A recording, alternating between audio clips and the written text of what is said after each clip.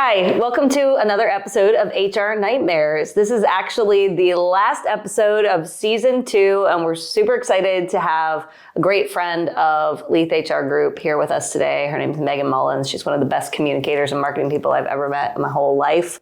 Feel very honored to have her with us. I'm Lisa Leath. I'm here with Amy Conway and Beth Looney. We're going to be talking about filling jobs today. And people think filling jobs is only ever a short-term kind of problem.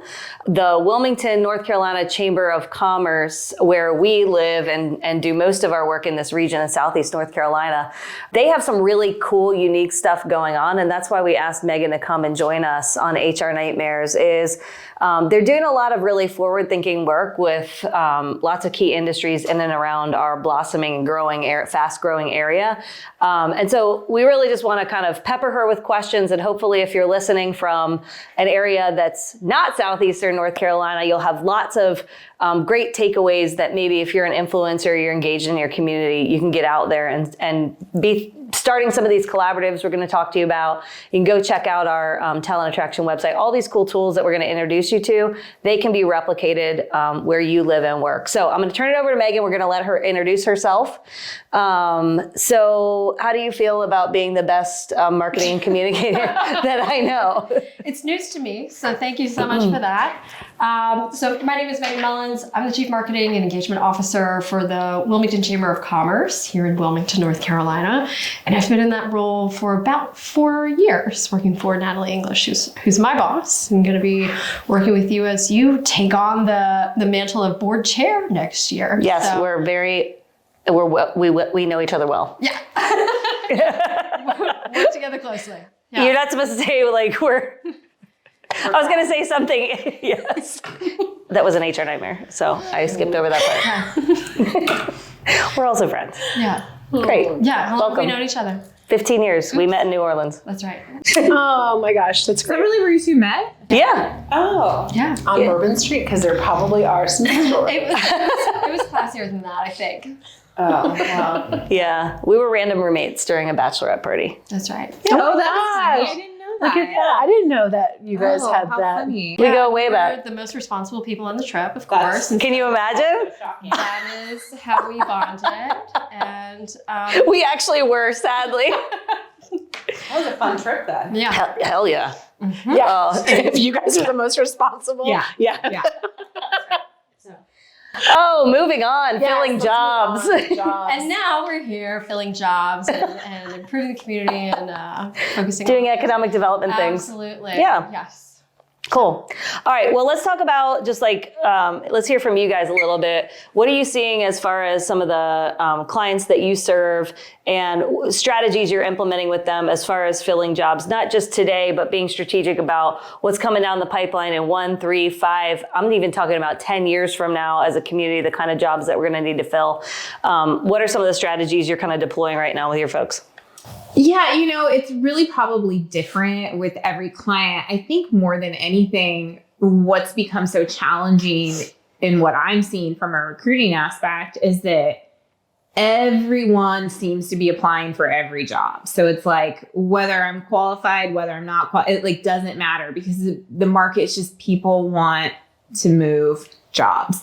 And so where I'm struggling right now is just having enough people to do the recruiting, right? To have those initial phone calls, to sort through all of those applications. And it's crazy because we talk about sometimes like not having enough talent, but so I have like, I swing the pendulum from one client to the other, right? So there's one where it's like, we can't get enough people to apply. And then another where you're like, oh my, who has time to go through 75 resumes and applications when they don't even really have a dedicated HR resource outside of me being there every, week, once a week. So You're just seeing like misalignment. it's just a lot. And that's what I'm seeing a ton. I mean, I've done some recruiting recently for some of our clients and I'm just like, oh my gosh. I mean, I'm all right when people are applying. Like, you don't have to meet every single thing on the job description. No one's saying that, right? But I'm like, you've never even worked in this field. So no, you're probably not going to be a director in this field quite yet, So it's stuff that's like very misaligned. And it just takes a lot of time to go through all of that. And then there are great candidates in the pool then that aren't getting the response. And then we're not acting fast enough. So there's just, from a recruiting aspect, I'm just seeing a lot of different challenges. So it's probably not super strategic on like where we're taking people from a job market, but I've recruited for a lot of groups this year, a lot of groups, including the chamber. And it does seem like that we are being inundated with I think that they're just like shotgun approaching to these applicants. And you're right about time.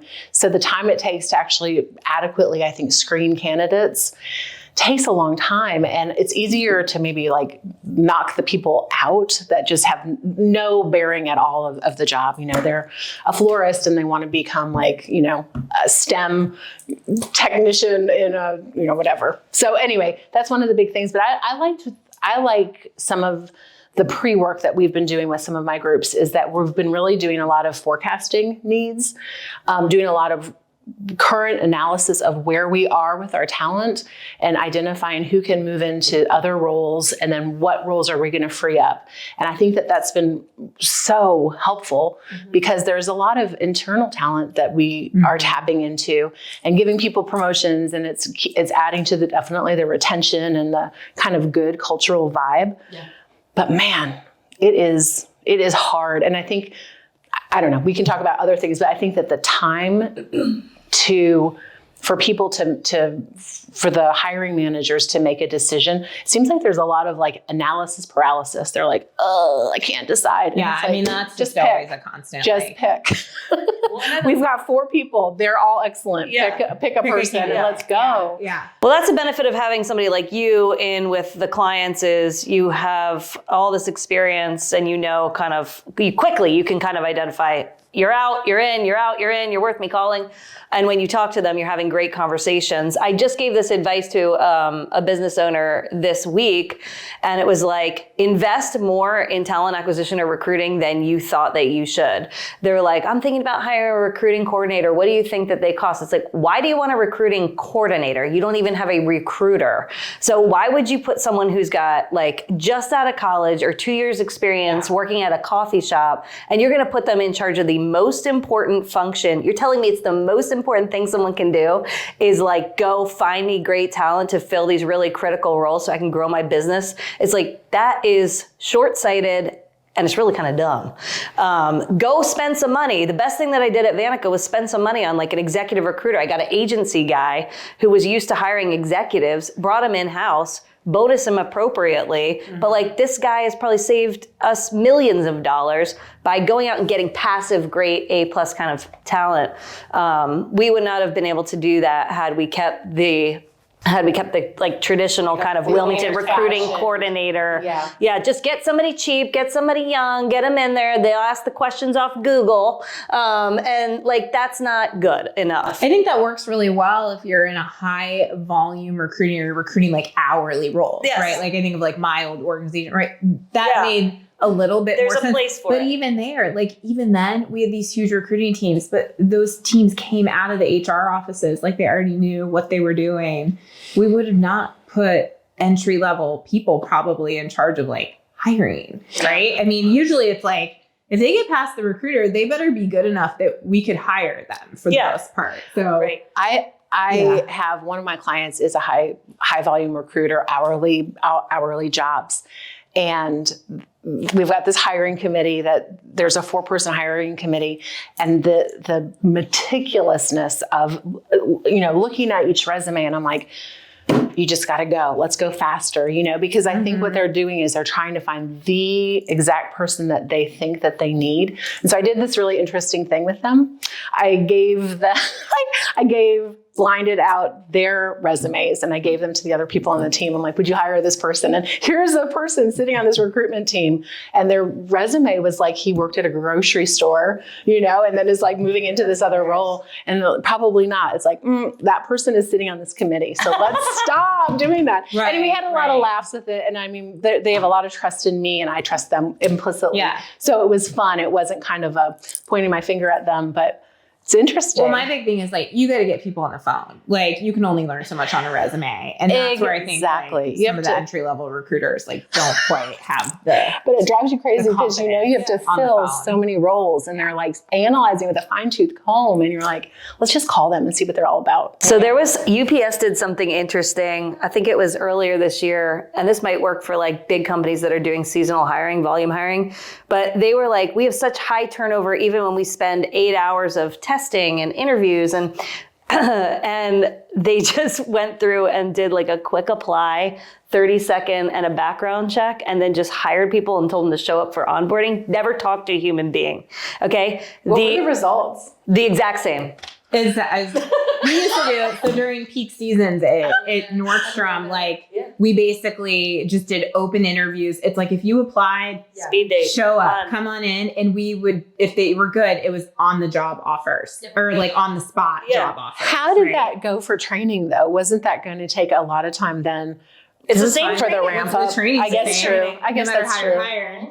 We were just expediting the hiring process. The training was the same. Obviously, people had to be trained, but. I still see employers coming back and saying, I hired this person, I gave them an offer, and they never showed up, or they showed up for a week and then they ghosted me. Is that still happening? I'm getting a lot of rescinded offers. So this is, or again, in this current market, I cannot get clients to move fast enough, right? Same with me. They have to realize that the good people, there's 75 people to sift through, but there's 5 really great people in there, and they're going to get job offers from the other 5 companies too that they're interviewing with. So you've got to move really fast. Yeah. And that has happened time and time again, where it's like, accept it, and then a week before they start, it's, get them in as fast as you can. If they're not working right now, let's get them in right away. I respect that they need to give a notice if they do, but it is like the really good candidates, there cannot be that deliberation or let's bring them back in for another third interview and a fourth interview. It's like, get the people in the room for one interview that need to be in the room, and let's make a decision, because the really good people, they're going to go. The risk too is like, okay, you accept my offer, and now I say, oh, well, the budget, you can start February 1st. And then I never speak to you until February 1st. Mm-hmm. Yeah. And you're like, I gotta pay my bills. In the meantime, I'm out interviewing and I'm like, sorry. So that's when I've seen people not show up, is like, if companies try to push the start date out, it's like, that doesn't work either. So, all right, we talked a little bit about short-term stuff. And like, so as far as like a tactical tip, you should be talking to a great candidate you're in love with every day, texting, just checking, touching base, telling you it's going to be next week when we make it, touching base every day, every other day. And like whatever timeline you have, cut it in half. I've been doing that. Girl. Yeah. Okay. Cut it in half. We've, Beth works for us at the chamber on a fractional basis. And so I'm listening here and I'm just absorbing. So I'm like, everything she's saying is what we're doing. You're excellent at coaching us, especially with some of the hiring that we've gone through recently, to say, Megan, you're really busy and I get it, but you choice, please. You got to hit the gas. And I'm like, Can I tell you one thing I thought that I think we did very well when we just recently had one person leave our organization, and it was, I love when clients do this, when they actually look at the work that needs to be done and they're not quickly like, oh, we have this person in this role, let's fill that role again. So we did a lot of time really deliberating what is needed. When that person exited, what were the gaps going to be, but then also kind of dreaming, what would the future be? Mm-hmm. And so instead of just kind of refilling that right away, we really looked at it, and now it's 3 people doing little pieces of that one person's job. And it's going to have such long-term consequences that are going to be so impactful. Yeah. I think we started off initially in that place where we were like, all right, let's just backfill. Mm-hmm. And then we started getting resumes and we're like, it doesn't feel right. Right. And especially when we're working through what are the needs when I'm interviewing and talking to people, I'm like, this doesn't feel right. And so we did have an opportunity to shift gears a little bit, and split the role in a couple different ways. And I'm so excited about where we're going to end up. So it's been great for us. And I'm looking forward to it. We've done that. Yeah, I think that's always a good idea. Anytime in these smaller organizations, right? Anytime someone leaves, it's really good, especially if there's any kind of growth stage coming up, to say, okay, Yep. Is this job description still hold, right? Because that person might have been in that job for 3 or 4 years. Right. We hadn't really done it. We hadn't re-looked at it. Like, what were they doing? Where are the gaps now? Are there things that other people can take on that need bigger jobs within the org? So I think that's always a good idea, and part of the strategy when someone exits is to really reevaluate. So here's a good question. So Megan and her team were really receptive to waiting. So the person exited, and it's been maybe, I'm going to say 2.5, maybe 3 months of everyone pitching in, maybe less. It'll be quite that long. 2-3 months until we're fully staffed again. So how would you, I think you guys are, on the forefront of more cutting edge and innovative thinking, but some groups that I work with are so nervous to have a gap and have that role unfilled. And so how have you really talked to them about the needing to slow down and get it right and then hire the right person? I just say, slow down. Get it right. You need to hire Well, that's because you're you. That's because you're you. You are you, Amy. I just say, a lot of people are really concerned and worried, and they want to just quickly fill it. I would do what I do for anything else. Talk through what are the concerns, what are we going to fill? I would talk through like any other management leadership type thing. But if I really thought they were just moving too fast and not putting the right candidate, I'm all about like, okay, well, let's do a search and let's see what comes up. But if we're not getting the or really more like the job, the job design. That's, I think, what I was questioning. Yeah, because I think that people are so quick to just fill with what we had, as opposed to sitting down and looking at the job. What are the needs? What's the growth going to be in this company in the next maybe 3 years? Yeah. I think that they're just really that's just my experience. I've seen people just want to fill the exact role with almost the exact same person. And for small companies, you can. Really nice job coaching us through that process too, because we decided, I think, we're going to split the job into 2 roles, at minimum 2 roles. But your guidance in saying, let's think about one first and then the other and kind of take it one thing at a time was helpful for us. Because again, we're a really small team at the Chamber of Commerce, nonprofit organization. And so we run very lean. And the idea of even onboarding 2 people at the same time could be very overwhelming for a small team, especially we're in high season for events and initiatives and all kinds of stuff that's happening. So the guidance was good for us. Yeah. I mean, I would agree. I mean, I think I've been lucky. I have clients that are pretty like receptive to that, but there are some, you're right. Like I have one that I'm like, I don't think this is a full-time job, but like and guess what? It's been a gap of 4 or 5 months. They have not been able to fill that job. And I'm like, cause I don't think this is probably really a full-time job. Well, like, some of the stuff I don't know what outsourced. Someone would be doing. There's tons of freelancers, marketing people. There's bookkeeper freelancers. You can find pretty much anything freelance or contract these days. So like if it's not a full-time job, don't hire a full-time person. Including HR. Yeah, including HR. Call Leath HR. Hey, I want to transition all right, we're talking about short-term filling jobs. I want to transition and kind of tee Megan up to tell us a little bit about some of the work that she is leading to kind of long-term view in a community and partnerships amongst what used to maybe be competitors for similar type jobs, but actually collaboration now that's happening in our community that I think other communities can really benchmark. For instance, in this community, we have a tech collaborative. It's a bunch of like software companies and people who have a lot of tech jobs. Maybe it's construction or manufacturing, but they have a lot of tech, software-ish, IT-ish jobs. Then you've got the healthcare collaborative right now, which is really awesome. You've got all these different healthcare companies that are coming to the table together and talking about big pipeline things. How many nurses do we need? How many CNAs? How many doctors in our region over the next 1, 3, 5, 10 years?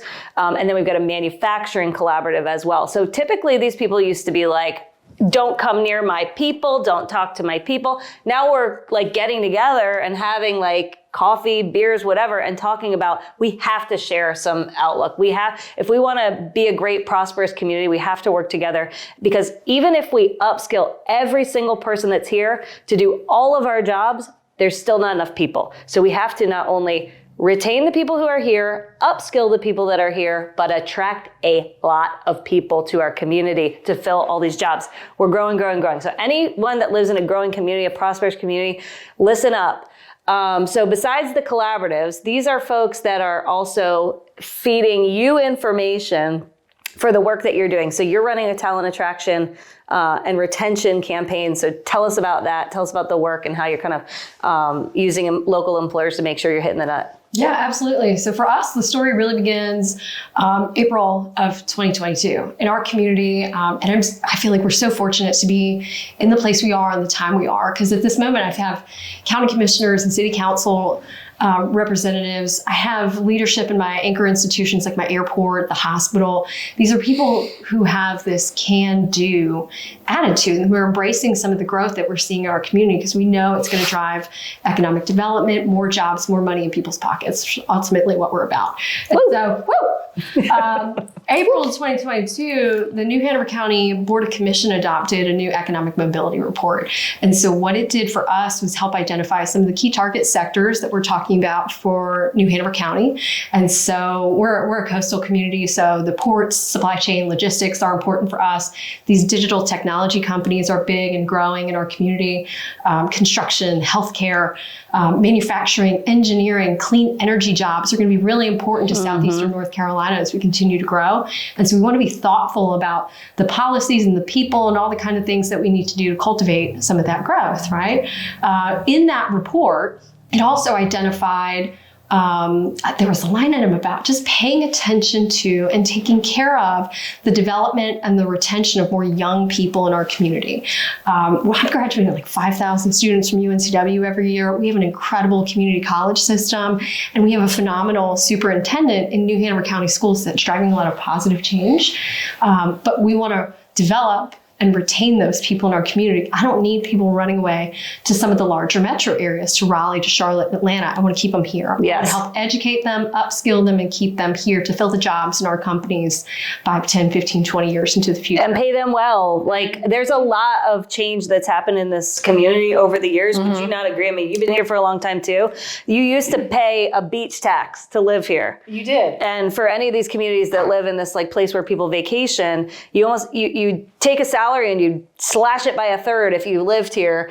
It's a little different now, right? Because people can work remotely and they can work from anywhere. And so we got to be competitive with the salaries if you're listening from our community. So when it comes to young people in particular, we put a career and leadership development academy together for middle school students. We're trying to educate them and have that first touch conversation around the kinds of jobs that are available here. We want to get to them in middle school before they're thinking about what kind of math and science classes they might have to take in high school, what kind of clubs and extracurriculars you want to participate in when you're in high school. If I wait that long, we're too late. Okay, we think we're too late. And so we started a program in 2022. We graduated about 40 kids through the program. We have doubled the cohort this year. I got about 100 kids in the program.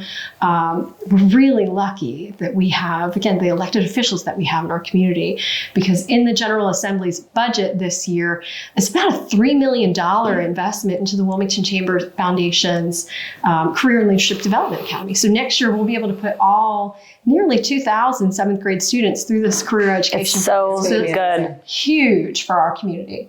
And if the legislature likes the results of the program, once we get through the process, it's something that we might be able to expand throughout the rest of the state. And so it's incredibly exciting for New Hanover County, for Wilmington as a marker in North Carolina. You know, we've been named the #1 state for business the last 2 years because of this diverse, highly skilled workforce that we have. That's sort of the top thing that Scott Cohn keeps giving us credit for, is the diversity of the people and the people that want to move to North Carolina, bringing those skills with them. So that's been very exciting priority for us. Well, I love the idea. So when I've lived here for 21 years, and in the beginning, you had these babysitters from UNCW, and they were begging to stay because they loved the beach, they loved the town, but there were really nothing other than maybe service industry jobs for them. Yep. And so it's like there is such a huge amount of people, and it's going to turn over every year. And I love that progressive thinking that we can tap into some of those people and let them stay and help our community. The work we're doing is really, again, it's that can-do attitude. We want to be proactive about the development and retention of the people that we have here. So a lot of irons in the fire that way. But that's a chess game. And a lot of people can't wrap their mind around, why am I going to spend energy? Why am I going to spend time? Why 7th graders?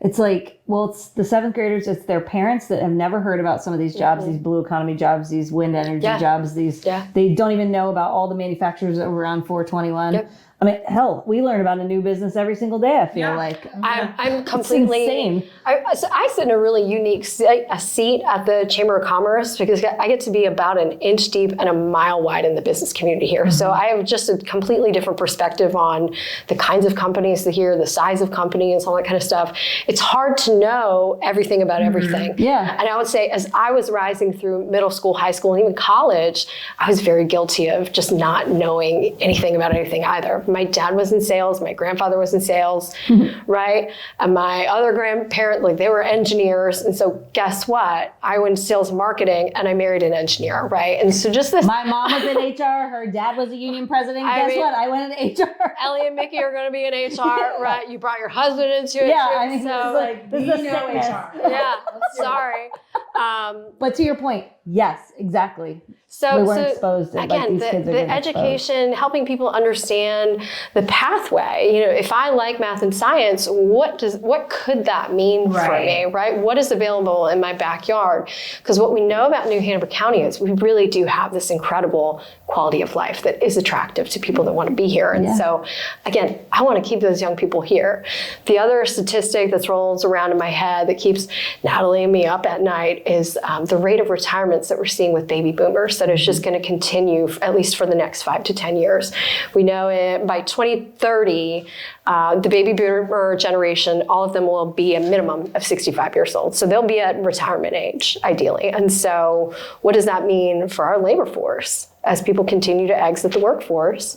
And I don't have enough young people necessarily to backfill some of those jobs. And again, those are baby boomers, oftentimes in leadership roles or who've been in manufacturing roles for 20, 30 years with a tremendous amount of stuff just rattling around in their head. It's hard to transfer. So this transition in the workforce is definitely something that we're paying attention to from a macro perspective at the Chamber of Commerce. Again, trying to be very proactive. We want to have that can-do, jump into the fire mentality. So yeah, I think what you said about the baby boomers is so interesting too, because I think we have to give a lot of perspective and remember that generation has pretty much been one career siloed kind of generation, whereas our earlier tenured generations are not that. They move jobs, they get different opportunities, they have different breadths of experiences. And so I think what we're seeing as one generation exits and new generations come in is we're losing a lot of institutional knowledge, right? Because that's just part of it. And I know I see it all the time with leaders, like a frustration that certain generations just don't have the knowledge. And they haven't been working as long. So no, they don't have 30 years of experience that you have.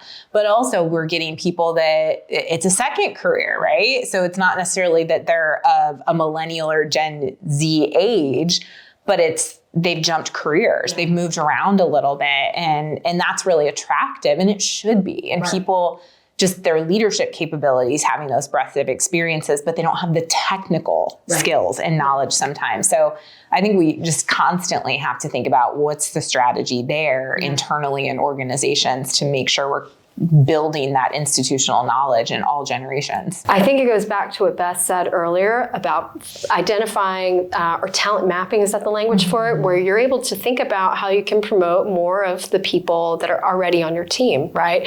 If you've got people that want to be earning and learning, like give them the opportunity to do more and help them get there. So I love it. One thing I am hearing from some of the groups that I've worked with is some people who might not be baby boomers, but the one below, right? Gen X.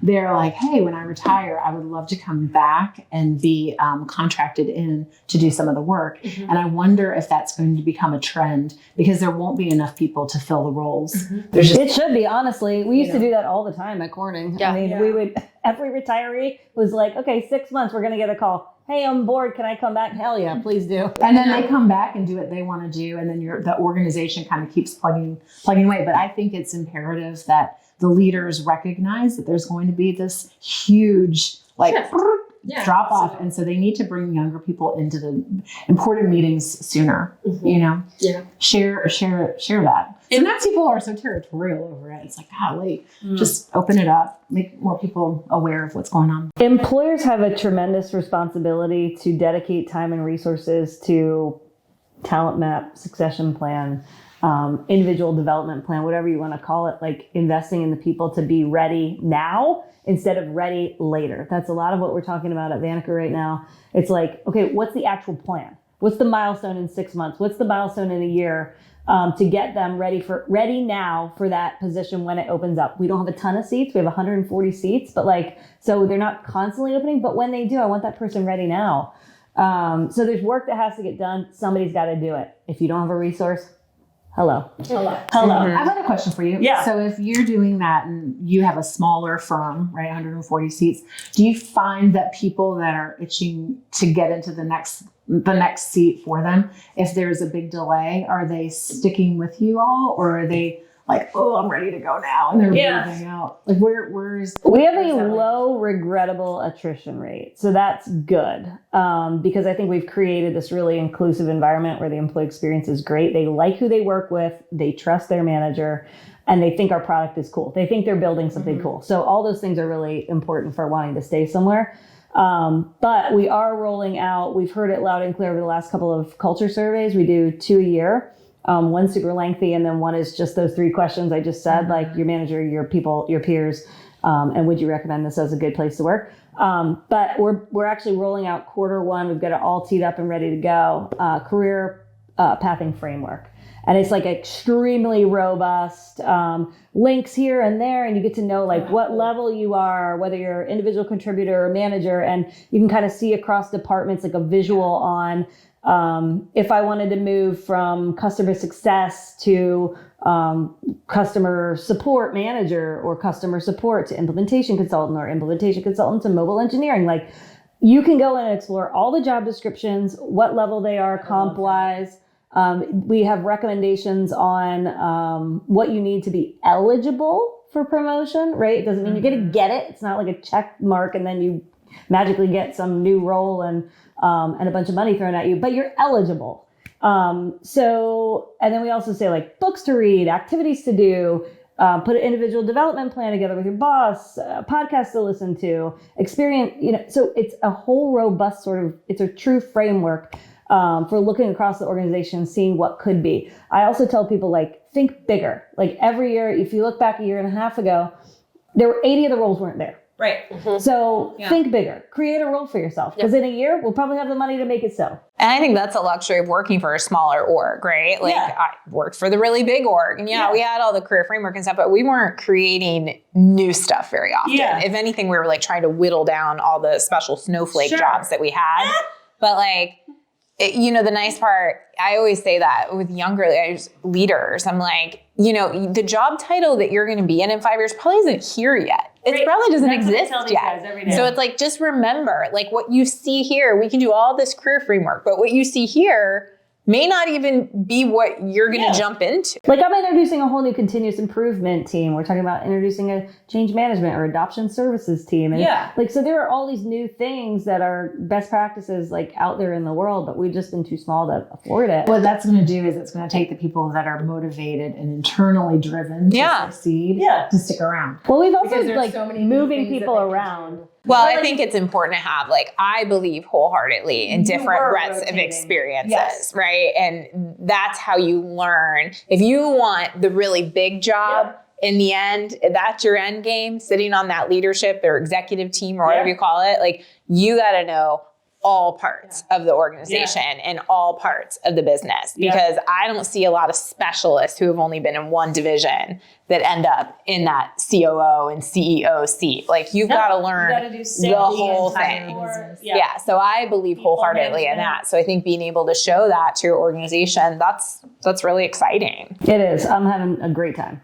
Let's talk about how you are helping us and all of our clients in Vanica, really beyond, we got to do the work internally. We're working collaboratively in the community with other employers that kind of are looking for the same kind of people to project and work with the city, the county. We get some bunch of money like to upskill local folks. I'm very excited about that. We're working with Step Up and local nonprofit with wraparound services to make people that maybe are bartending at Duck and Dive, have access to a software development boot camp. Like, there's great stuff happening in the community. So internal, community, and now you're providing us with a tool. Yeah. A bunch of tools, but let's talk about the one tool that just so happens to be my favorite, nccareercoast.com. Yeah, thank you. So, again, one of the things that was included in that economic mobility report that's like become the Bible of the Chamber of Commerce that helps guide all the work that we've been up to.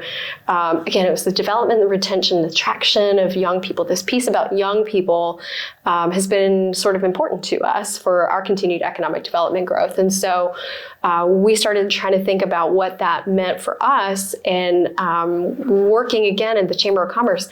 I got about 1,000 different companies that are giving us feedback about what is good for them, some of the pain points or obstacles that they might be having. And there's, especially in a couple of our target industries, this pain point around the attraction of highly skilled talent to our community, okay?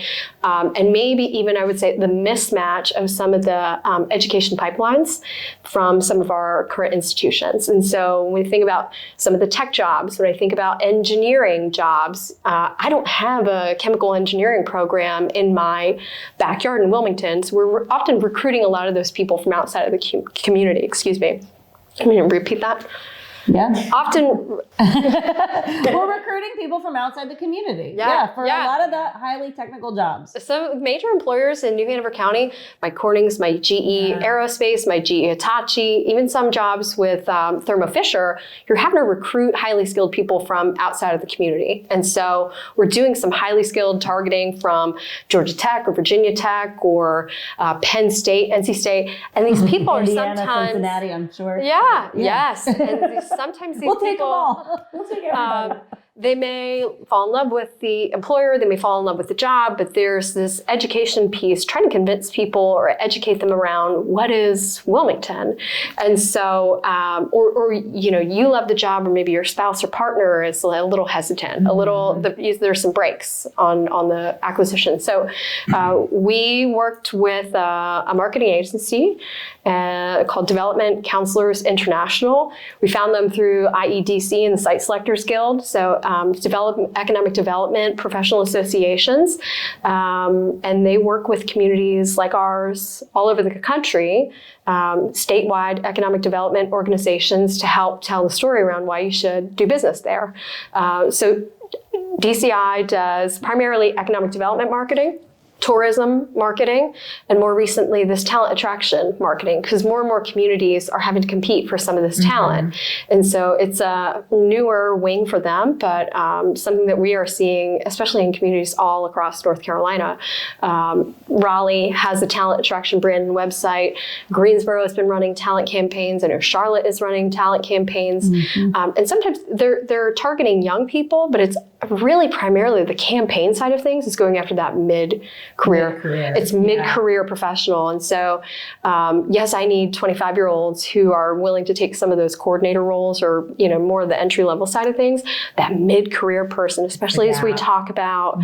Well, that's the smallest generation. And we're talking about people exiting the workforce, but you want someone who's got a depth of experience and relationships in the industry or whatever else that you might bring to a company to backfill some of those roles that a baby boomer is leaving. So anyway, we developed a brand. nccareercoast.com is the website. We kicked off the project in January. Did a tremendous amount of research, both internally and externally, to help inform what the brand should look like, feel like, what it should sound like, what the content should be, how the imagery should be presented on the site. We did 4 focus groups internally here. So we polled people from small businesses, major employers, community stakeholders. We talked to young professionals and remote workers too, and got their input on what we loved about Wilmington and some of the pain points that we might have in our community. We also did some external research too. So we surveyed about 1,500 different people from Georgia, Virginia, New York, New Jersey, and the DC metro area. So these are people that we felt were likely targets for us in relocation for a number of different reasons. Tourism information, flight patterns, all kinds of UNCW alumni clusters. There's a lot of reasons why we chose the markets we did, but long story short, we also brought in a brand development task force through this process too. So it's not just me and Natalie and the folks at the Chamber of Commerce that were sifting through some of the results of this research. We brought in a lot of human resources folks from our major employers and from small businesses in the community to help us understand what was going to be important to you guys as human resources professionals, because we didn't want to develop a brand that was like really cool and sexy from a marketing perspective, but didn't deliver the content that your candidates really need to know and understand. So highly collaborative process. I think with research, content development, all that kind of stuff, we are very busy as a group, meeting almost every 2 weeks from January to June. So kept a lot of volunteers very busy. DCI, went dark and built the site quietly over the summer, and then we launched at the end of October. And so I'm very proud and excited about the product. We'll put the website up in the captions here. But seriously, guys, your community needs to be looking at work like this, and I'm sure Megan doesn't have enough to do. So reach out to her. We're going to include her contact information. My shoulders are much bigger than they look on camera. So. But we've got a jobs board. We have major employers. We have higher education ambassadors that recently moved here, like people you want to be friends with, and they're very smart and they work in great jobs. Ways that you can network and professional growth. We highlight key industries. We've got cost of living calculators. What's the weather like? How's the education? What's housing like? I mean, safety, getting around the city. I mean, this is an awesome website that like encompasses so much stuff that we answer as HR professionals when we're like courting a candidate that we're in love with, like going overboard to kind of explain what a great place this is and why they should come here, move here, or spend a lot of time here, right? Get an apartment if they don't want to move with family or whatever. Like, come here. We need talent. We're doing the work to upskill the talent right now. We still need a lot of people. Yeah. So this is great work. I am a girl that wants to see local people get local jobs as often as it makes sense. And I think most of our employers would just prefer to hire people that are living across the street from us. It's easier, right? But sometimes you have to look outside of this market. Yeah. Again, I think about my GE Hitachi. They're trying to bring in a tremendous amount of nuclear engineers to fill like 500 different roles. They're doing like 90 people a month or something. I think I can take my son when he finishes his job as a Navy new. Look up Jack Looney. Jack Looney. Well, I mean, I think that's like if you believe in having diversity amongst diversity, you've got to look outside your current market. That's diversity of thought, perspective, culture. Geographic diversity. It's just really important to continue that. And I'm all about it. And 75% of our hires probably will be people who currently already live here. Yeah. But we've got to continue to say, where are the best qualified candidates? And when they're not sitting in this market, we've got to look. I've hired a ton. We have a really client that we've worked with for years that was Lisa's client and now is my client. And it's a general contractor in construction. That's a pretty competitive in this market because there's a lot of really great GCs.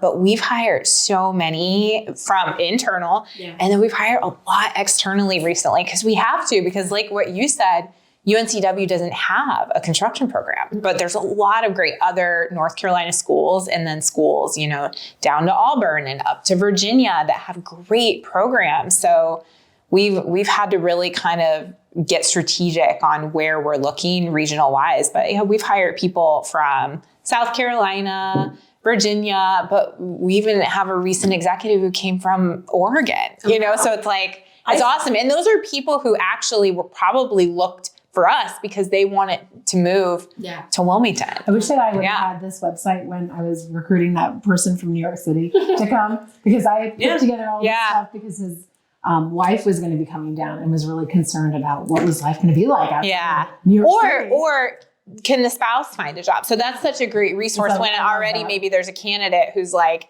you've got something, but then they've got this other partner or... What I did was I took that logo. It's a beautiful logo. nccareercoach.com.